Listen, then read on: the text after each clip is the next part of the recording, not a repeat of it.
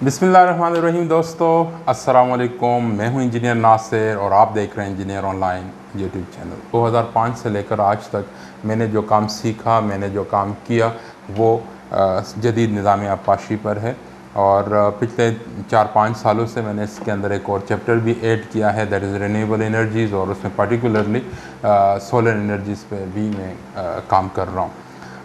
मेरी BSc agriculture engineering है, उसके साथ मास्टर्स भी मैंने इसी सब्जेक्ट में किया है। आज की ये वीडियो पर्टिकुलरली मैं स्प्रिंकलर एंड ड्रिप इरिगेशन यानी जदीद निज़ाम आबपाशी पर बना रहा हूँ। और ख़ुसूसी तौर पर इसमें मैं जो चीज़ें कवर करूँगा वो मैं आपको एक उसका राउंड अप दे देता हूँ। उन एतराज़ात का ज़िक्र करेंगे जो ज़्यादातर ज़मींदार भाई रेस करते हैं, क्योंकि अब ड्रिप माशाल्लाह पाकिस्तान में एक बड़े एरिया पे लग भी चुकी है और ज़्यादातर लोग किसी ने लगा ली है और किसी को इसके बारे में थोड़ी बहुत मालूमात मिल गई है और वो इस पर सोच रहे हैं। तो यकीनी तौर पर इस पर कुछ एतराज़ात भी रेज़ हुए हैं। और जब सिस्टम चलता है तो जाहिर सी बात है कोई भी चीज़ 100% नहीं होती, उसमें कुछ कमियां भी होती हैं, कुछ अच्छी बातें भी होती हैं। तो एतराज़ात का उठना एक नेचुरल सी बात है। तो मेरी कोशिश होगी कि मैं उन एतराज़ात का भी जवाब दूं जो एतराज़ात हैं ड्रिप इरिगेशन सिस्टम पर या स्प्रिंकलर इरिगेशन सिस्टम पर। उसको मैंने नोट किया हुआ है। सबसे पहले तो ये है कि जी तालाब से पानी उठाना पड़ता है। यकीनन ऐसा ही है, अगरचे हर वक्त ऐसा नहीं होता। अगर आपके पास नहर का पानी है और जो ज़ेर ज़मीन पानी है वो आप इस्तेमाल नहीं कर रहे, तो फिर यकीनन आपको एक तालाब बनाना पड़ता है, उसमें नहर का पानी आपको इकट्ठा करना पड़ता है। वहाँ से फिर पीटर से, सोलर से या इलेक्ट्रिक मोटर चला के आपको ड्रिप इरिगेशन चलानी पड़ती है। जहाँ पर आप ज़ेर ज़मीन पानी इस्तेमाल कर सकते हैं वहाँ पर तालाब बनाने की कतई कोई ज़रूरत नहीं है। वही ज़ेर ज़मीन पानी आप उठाएं और डायरेक्ट स्प्रिंकलर सिस्टम या ड्रिप इरिगेशन सिस्टम को उससे फीड करें और वहाँ से अपने सिस्टम को चलाएं। तो यकीनन अगर नहरी पानी है तो आपको तालाब बनाना पड़ेगा। अब यहाँ पर यह एतराज़ है कि तालाब पहले हमें खुला पानी मिल रहा था, बग़ैर किसी ख़र्चे के हम पानी लगा रहे थे। अब हमें इंजीनियर्स कह रहे हैं, महकमा कह रहा है या कोई भी जो टेक्निकल माहिर है वो कह रहा है कि जी आप पीटर या मोटर या सोलर लगा के इसको चलाएं, प्रेशर दें और पानी लगाएं, तो हमारा तो ख़र्चा बढ़ गया। इसमें मैं ये अर्ज़ कर दूँ कि यकीनन ख़र्चा बढ़ जाता है, लेकिन इसके साथ एक और चीज़ भी बढ़ रही है और वो है मयार और मिक़दार। मयार और मिक़दार यकीनन वो बढ़ रही हो, और जिस रेशो के साथ जो फ़ीसद मयार और मिक़दार की बढ़ती है उस फ़ीसद पे आपका ख़र्चा नहीं बढ़ता या नहीं बढ़ना चाहिए। किसी भी वजह से अगर आपके जो आपकी क्रॉप के जो रिज़ल्ट आपको आ रहा है, जो प्रोडक्शन आ रही है, जो पैदावार आ रही है, अगर उस पे उठने वाले अखराजात उस पैदावार से ज़्यादा हैं तो यकीनन आपके पास जो सिस्टम लगा है उसमें कहीं ना कहीं कोई टेक्निकल फ्लॉ है या आपने किसी ऐसे बंदे से काम करवा लिया है जो शायद इस काम को अच्छे से नहीं जानता। आप जानते हैं कि बहरहाल जब एक सिस्टम मशहूर होता है और लोगों को उसमें कोई पोटेंशियल नज़र आता है तो ऐसे लोग भी मार्केट में आ जाते हैं जिनको शायद पता नहीं होता सिस्टम का, लेकिन वो फिर भी लगाते हैं। और मेरा हमेशा इन लोगों के साथ सबसे बड़ा जो इख्तिलाफ है वो यही है कि आपके इस तरह करने से हो क्या रहा है कि सिस्टम फ्लॉप हो रहे हैं, और जब सिस्टम फ्लॉप होता है तो फिर बहुत बड़ी तबाही होती है। और आप ये देखें कि ये जदीद निज़ाम आबपाशी बेसिकली वो सिस्टम है जो पूरी दुनिया में कामयाब है और सालों से चल रहा है। ऐसा है नहीं कि ये पाकिस्तान ने शुरू किया। बदकिस्मती से आपको पता ही है कि सारी दुनिया में जो चीज़ इस्तेमाल हो जाती है उसके बाद ही पाकिस्तान पहुंचती है और हम इसको अडॉप्ट करते हैं। तो ये सिस्टम पूरी दुनिया में कामयाब है, पूरी दुनिया ने इसको कामयाब किया, उन्होंने इसके समरात देखे, तब कहीं जाके हमारे लोगों को होश आया। तो अब अगर ये यहाँ पे फ्लॉप हो रहा है तो ये जान लें कि ये हमारा मसला है, सिस्टम का नहीं मसला। हमारे डिज़ाइन का मसला हो सकता है, हमारे ज़मींदार भाइयों का मसला हो सकता है, चलाने वाले का मसला हो सकता है, कहीं पे कोई भी प्रॉब्लम हो सकती है, लेकिन जहाँ पे कोई मसला नहीं है वो सिर्फ ये है कि ये सिस्टम का मसला नहीं है, ये इंडिविजुअल्स का मसला है या पॉलिसी का मसला है। तो यकीनन आपको तालाब बनाना पड़ता है और उसमें से फिर आपको आगे ये चलाना पड़ता है।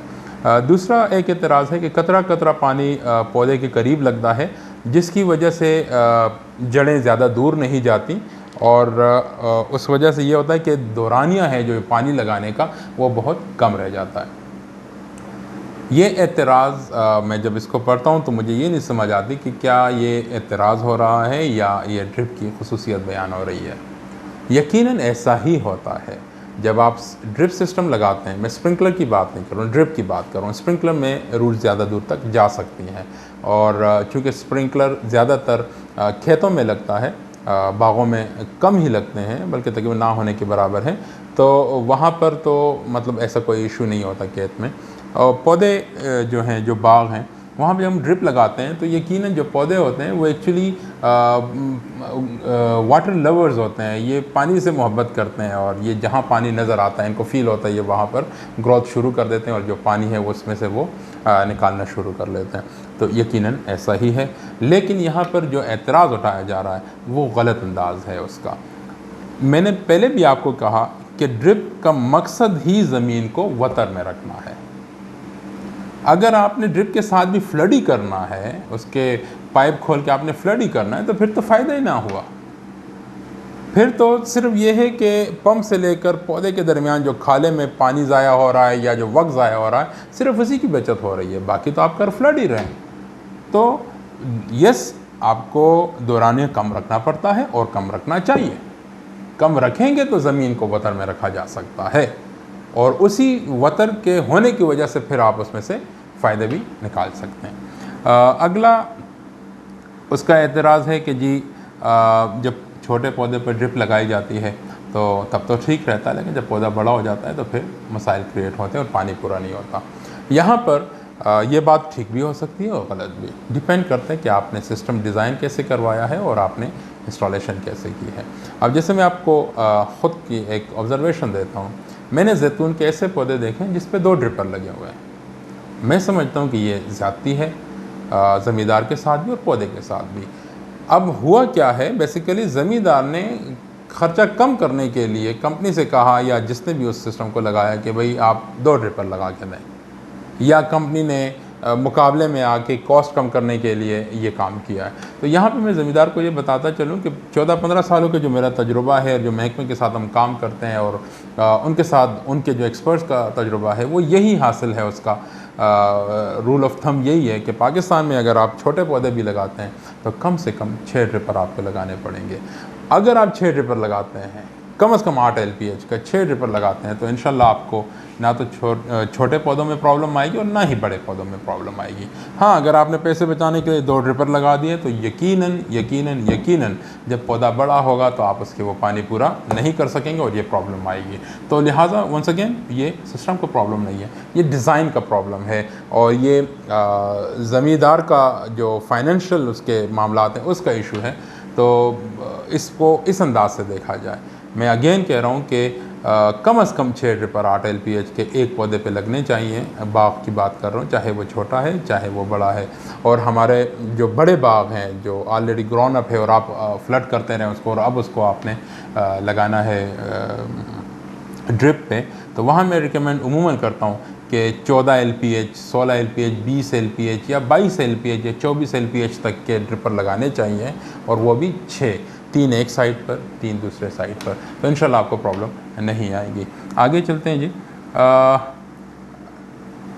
अच्छा, इसमें एक बात और भी मैं ऐड कर दूं कि जो मैच्योर पौधों पे जब आप ड्रिप लगाते हैं तो ये माइंड में रख लें कि जब भी गर्मियां आएंगी, अगर आपके एरिया में मानसून की बारिशें हो रही हैं फिर तो गुजारा हो जाता है। अगर मानसून आपके एरिया में नहीं हो रहा, जिस तरह के अक्सर जनूबी पंजाब के जो एरियाज़ हैं वहाँ मानसून की बारिशें या तो नहीं होती या बहुत कम होती हैं, तो उनके लिए ये मेरा मशवरा है कि अगर आपने मैच्योर क्रॉप यानी ऐसा ऑर्चर्ड, ऐसा बाग जो फल देने शुरू कर चुका है और उसके बाद आपने उसको ड्रिप पे कन्वर्ट किया, तो याद रखें कि गर्मियों में उसको 2 से 3 आपने फ्लड हर सूरत करना होगा।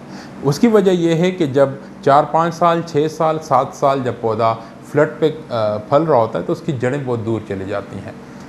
फिर जब आप उसको ड्रिप तने के करीब करीब देते हैं तो जड़ें वहाँ से वापस ट्रेवल करके इस तने के करीब आएंगी और इसमें वक्त लगता है, साल भी लग सकता है, 2 भी लग सकते हैं, 3 भी लग सकते हैं। तो अगर आपने फ्लड नहीं किया तो वो पौधा मुरझा सकता है, वो स्ट्रेस में आ सकता है। तो याद रखें, जब आप मैच्योर क्रॉप को ड्रिप पे कन्वर्ट करेंगे तो कोई कबाहत नहीं है, आप बिल्कुल कर सकते हैं। लेकिन याद रखें कि आपको गर्मियों में 2 या 3 फ्लड ज़रूर करने चाहिए, और ये अगला 2-3 साल ही होंगे। उसके बाद इंशाल्लाह वो जो रूट्स वापस आएंगी तो ये पौधा आपका आहिस्ता आहिस्ता ट्रेन हो जाएगा, और फिर आप कंप्लीट इसको ड्रिप पे चला सकते हैं। 3 या 4 साल या 5 साल बाद आपको वो जो 2-3 फ्लड करने पड़ते हैं पूरे साल में, उसकी भी इंशाल्लाह ज़रूरत नहीं पड़ेगी।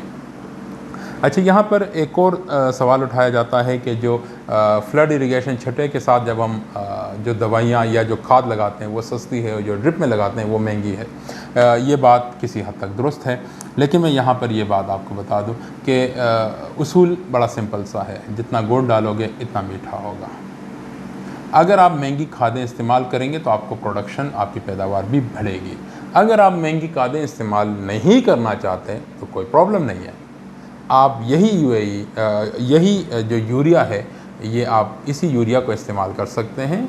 और हमारे बहुत सारे ज़मींदार हैं जो इसी यूरिया को और पोटाश को इस्तेमाल कर रहे हैं और अच्छी फसल ले रहे हैं। फिर वक्त के साथ साथ जैसे आप समझते हैं कि अब ये कुछ पैदावार आ रही है, कुछ पैसे आ रहे हैं, तो आप कन्वर्ट कर सकते हैं उन खुराक की तरफ, उन दवाइयों की तरफ जो ज़्यादा अच्छे रिज़ल्ट देते हैं। लेकिन याद रखें, जब आप ज़्यादा खर्चते हैं तो ऐसा नहीं है कि ज़्यादा पैदावार नहीं आएगी, ज़्यादा खर्चेंगे तो ज़्यादा ही पैदावार आएंगे।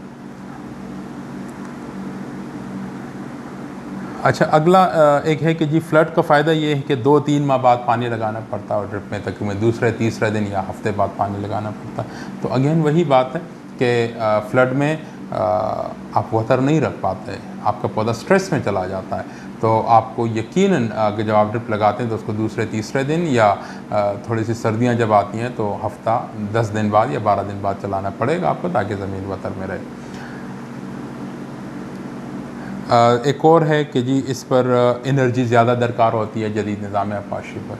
देखें, इसमें ये बात समझनी बहुत ज़रूरी है कि अगर आप ये हिसाब किताब लगा लें कि 1 एकड़, फॉर एग्ज़ाम्पल आप जनूबी पंजाब में हैं, आप रहीमार ख़ान में हैं, आप राजनपुर में हैं, वहाँ पर आप अगर रेतीली ज़मीन में 1 घंटे के लिए पानी, 1 एकड़ को पानी लगाते हैं, तो सबसे पहले तो ये कि आपको 5 या 6 इंच का पानी चाहिए होता है, यानी अराउंड 1 या 1.25 क्यूसेक का पानी आपको रिक्वायर्ड होता है। वो भी आपको 3-3, 4-4 घंटे के बाद कहीं जाके 1 एकड़ आपका बीचता है।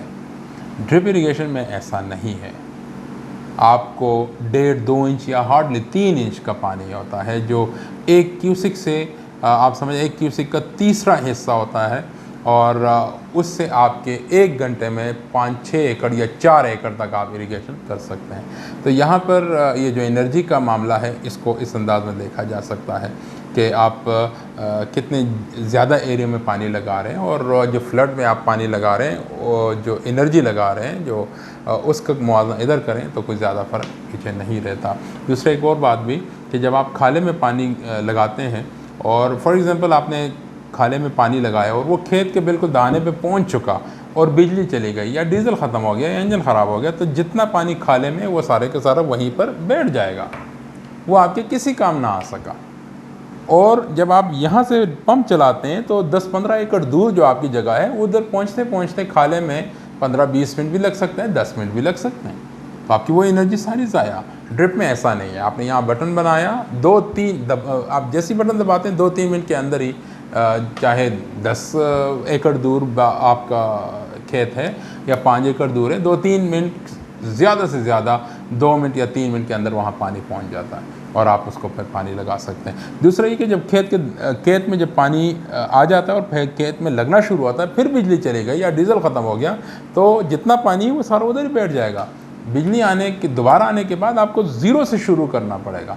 ड्रिप में ऐसा नहीं है, आपने जितना, आपको फॉर एग्जाम्पल बताया गया कि आधा घंटा पानी लगाएं, आपने 15 मिनट पानी लगाया, बिजली चली गई, बिजली आती है तो आप 15 मिनट मज़ीद लगा के अपना आधा घंटा पूरा कर सकते हैं।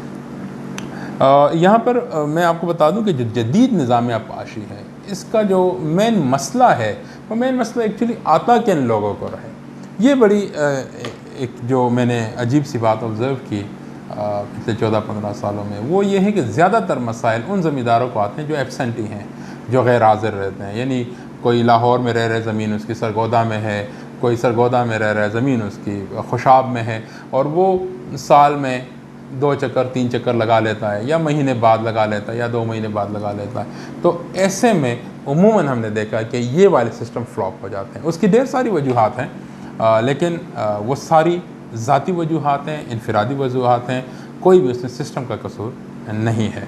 अब हम आते हैं आखिरी हिस्से की तरफ, कि जो सब्सिडी पर दिया जाता, अक्सर लोग कहते हैं ये एक ढोंग है और ये एक धोखा है और फलां, इस 40% में तो हम खुद भी लगा लें।